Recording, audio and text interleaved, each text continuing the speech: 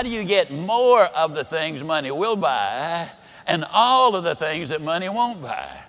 Now, money is not the most important thing in life, but it is reasonably close to oxygen.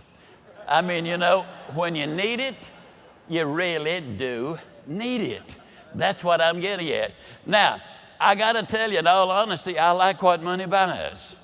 I like to live in a nice house, drive a nice car, take that beautiful red-headed wife of mine out to nice restaurants and on nice trips. I like to play golf at the country club. And every one of those things costs money. But to tell you the truth, I love the things money won't buy. Money bought me a nice house, won't buy me a home. Money will buy you a companion, won't buy you a friend.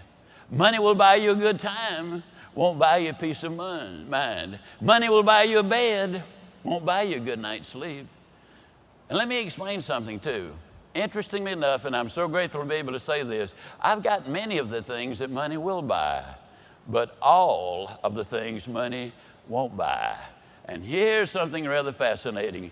The more of the things you have that money won't buy, those are the things that will enable you to get more of the things that money will buy, and dramatically reduces stress in your life. That's what we want to be looking at. We want to look at the things that make a difference.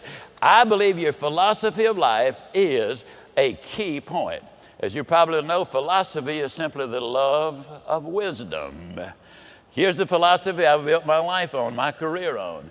You can have everything in life you want if you'll just help enough other people get what they want. That's true in your personal life. It's true in your family life. It's true in your corporate life. You want to get ahead in life? You know, in this hooray for me to heck with you world, we frequently don't understand that if you are irreplaceable in the job you have, you're unpromotable where you are.